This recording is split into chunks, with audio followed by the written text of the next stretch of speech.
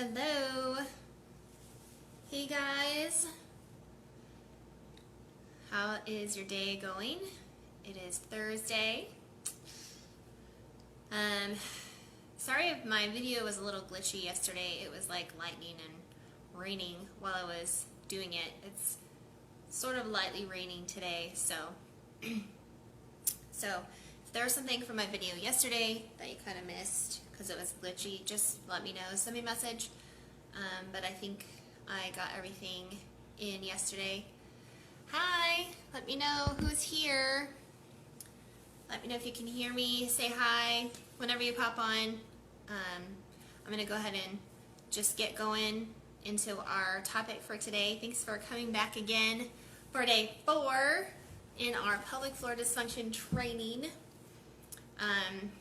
I don't know about you guys. I know this is information that was new to me when I did my training probably a little over a year and a half ago. When I started learning this stuff, my mind was like blown. So, I don't know. I hope it's been encouraging to you. I hope it's been very informational and has given you some tools to kind of think about your own body. So, I'm going to review just a little bit. Please go back and watch the other videos because I don't have time to review every single thing that I talked about. But the first day we talked about who are you and how does your pelvic floor dysfunction affect your life. And then day 2, we talked about why are pelvic floor dysfunctions possibly dangerous. And we talked about the kinetic chain and how our body is intertwined and connected, and how if you have one part of your body that doesn't work well, the other parts of your body are not going to work as well when it comes to your muscles. Hi Christy, thanks for waving. And then yesterday we talked about when do you know that you have a core imbalance. Hey Candace. And so make sure you go back and watch those videos this week, and if you're on here and you're watching this, I can go back and tag you in them too so that you know that they are there. So yesterday I talked about when do you know that you have a core imbalance, and I talked about some of the symptoms that you might have. And the first thing we talked about was pain. If you have any sort of pain, that may be a clue that you have some sort of core or pelvic floor problem. I also talked about heaviness. Like if you feel some heaviness in your pelvic floor, that's not really normal. It shouldn't be happening. Also, I talked about if you're very active, you can have strength plateaus. You might have some bulging in your abs, or you might have this little belly pooch that just never goes away.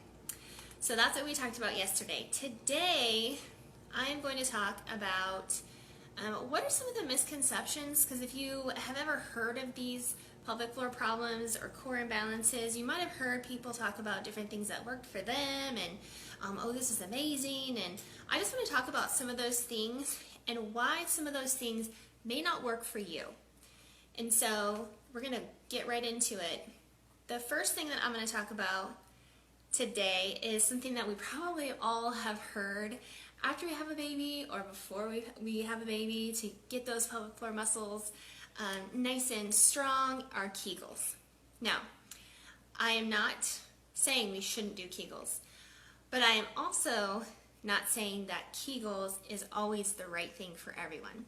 Remember I talked about, I think it was Tuesday, how your pelvic floor could already be too tight. And if you already have if you have a pelvic floor that's already too tight, Kegels are not going to help you. It's too tight. It's not going to do anything for you. So, versus someone who may have a weak pelvic floor, Kegels may work great for you. So the key is knowing which are you and will they work for you. The other thing I wanted to talk about is sometimes we have hip or groin problems because our pelvic floor is too weak, and it's because we've done too many Kegels. So again, just keep that in mind. Kegels are great, but they're not for everyone, and almost always, not always, but a lot of times there's other things that need to be done besides Kegels. Okay, the next thing I wanted to talk about was, and I'm not dissing anything here, I'm just saying Some of these things work for people, and some of these things won't work as well, or they may not be the only option for you. And so the next thing I want to talk about is surgery. And sometimes doctors will say, well, we can only fix your diastasis with surgery, or we can only fix, your prolapse with surgery. And sometimes that is true. Sometimes your pelvic floor is done. There's, you have to lift that bladder a little bit, or whatever it is. And so that may be something that needs to happen, but probably is not the only thing that needs to be happening, because what happens is, again, we're talking about weak or muscles that might be too tight. If you've been trying to hold your bladder up, your pelvic floor is probably tight. So after you get that surgery, you got a little bit of lift, but you're still going to have to loosen up your pelvic floor.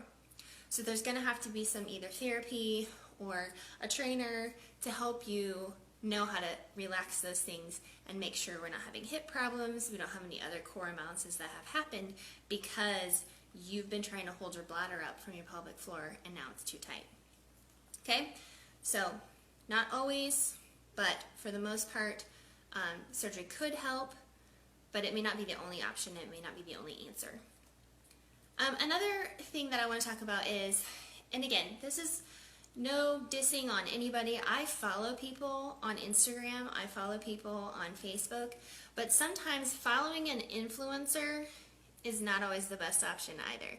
Now, I have other moms who are great at teaching pelvic floor exercises and core balance exercises, but the thing is, the thing that doesn't work necessarily by following an influencer or following someone on social media is they don't know your body.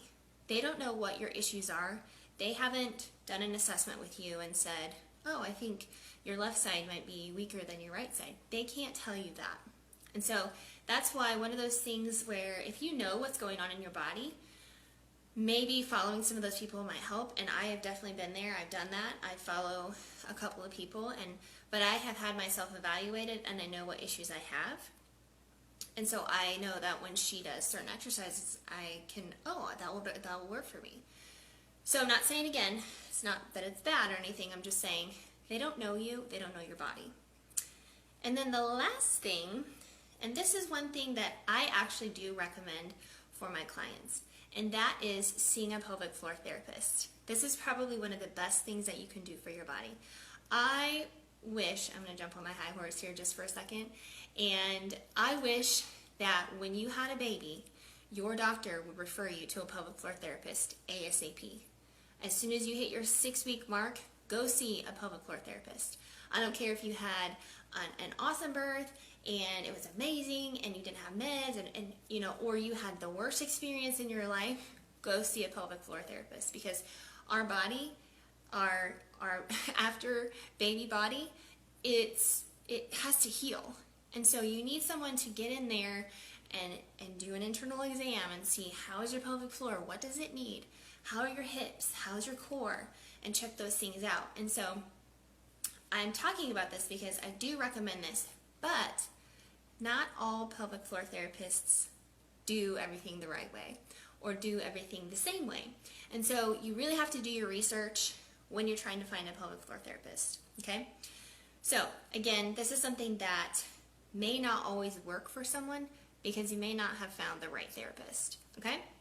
So just to recap, the things that may or may not work for you, it just depends on your body, but one of the reasons you may not know is because you just don't know your body yet, okay? And so the first thing we talked about was more Kegels. Everybody says more Kegels, more Kegels. That's not always the right answer for everyone, okay? Surgery. Surgery, again, it might be necessary. There may be a point where, yes, you definitely need that bladder to be lifted, or whatever internal organ, or maybe you need some reconstruction, and that's okay. I'm just saying that there has been damage done before that once you have that surgery, there's some retraining that needs to happen, okay? And then the third thing I talked about was following an influencer or a social media person or buying one of their programs. I forgot to mention that earlier, but they don't know your body. They haven't done an assessment with you. They haven't done an internal exam for you. So they don't they don't know your body, okay? Unless you have had some of that done by a trainer or a physical therapist and they tell you what's going on with your body, there's really not much that an influencer can do for you, okay? And then the other thing that I talked about that most likely would be the best option to start with is a pelvic floor therapist. But again, not all pelvic floor therapists are the same, and so you have to do your research, and I do have a referral if you're in my area, and or I can do some research for you if you need a pelvic floor therapist. But again, I want to preach that if you have ever had a baby and you have never seen a pelvic floor therapist and you're having pain, you're having some of these other symptoms, I would highly recommend seeing if your insurance covers seeing a pelvic floor therapist. All you would need to do is talk to your OB and get a referral, okay? Or get an okay, like, I'm having these issues, this is really a problem that I want to fix, can you please refer me to a pelvic floor therapist, okay? So, let me know what questions you have, and also in the comments, let me know if you have tried any of these things. Have you done Kegels? Have you had to have surgery? You know, have you seen a pelvic floor therapist? Do you follow influencers for postpartum things? Again, these are not all bad things. They just may not be the right option for you, and or you might need a combination of these things, okay? So, that is all I have for you today. I see Candace, you're still watching. Kristen, if you guys have any questions that you want me to go over, Christy's still watching. Please share these videos. If you know anybody who has pelvic floor problems, core imbalances, they've mentioned these things to you, please share these videos with them, because I'm on a mission to share more of this information with people, moms especially, because it's just not something that's talked about very much, and there are fixes and there is hope, and you don't have to pee yourself every time you cough and sneeze and jump, so that you can actually reach goals and exercise.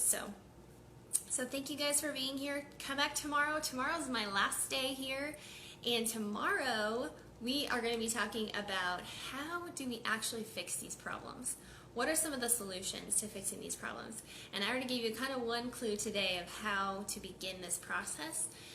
Someone who is either trained, I'm actually a corrective exercise specialist for postpartum women, and so that's part of my specialty. But I cannot do some things that pelvic floor therapists can do. So I always recommend, if you're having major issues, then that's probably your first option, and so I would highly recommend doing that first before you worked with me.